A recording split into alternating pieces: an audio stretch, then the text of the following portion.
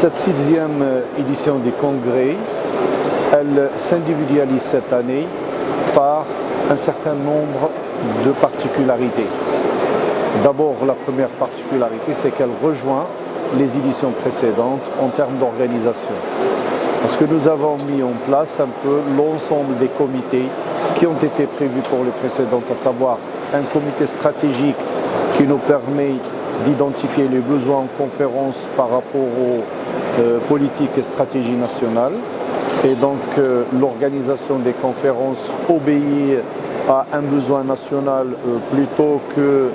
des conférences qui ne sont pas structurées en termes de priorité.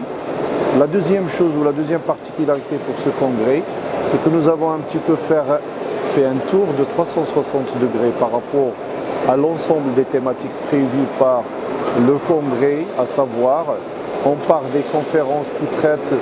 du sauvetage, secourisme, de la lutte contre l'incendie au niveau de l'entreprise et en allant bien entendu vers des thématiques qui sont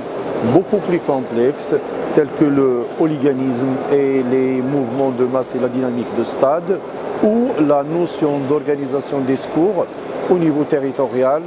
en partant de l'organisation locale vers des structures qui s'attellent et qui s'approchent des organisations internationales en termes de lutte contre les aléas, notamment climatiques, ou les aléas comme tremblement de terre ou tout autre événement industriel ou technologique qui peut solliciter ces interventions. Un aspect tout à fait particulier cette année, c'est la participation de l'INCVT, donc qui commence son activité institutionnelle par cette ouverture et par ce stand, et elle envisage désormais se trouver sur l'ensemble des événements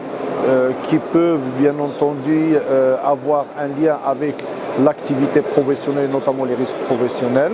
Nous avons également organisé une conférence toujours sous l'égide de l'INCVT et qui traite de la problématique de la santé et sécurité au niveau des PME, PMI. Certaines conférences sont à caractère spécifique et qui traitent soit le risque électrique, le risque chimique ou certains risques classiques aujourd'hui en termes de débat, mais qui restent toujours d'actualité, notamment le risque psychosocial. Et il y a certains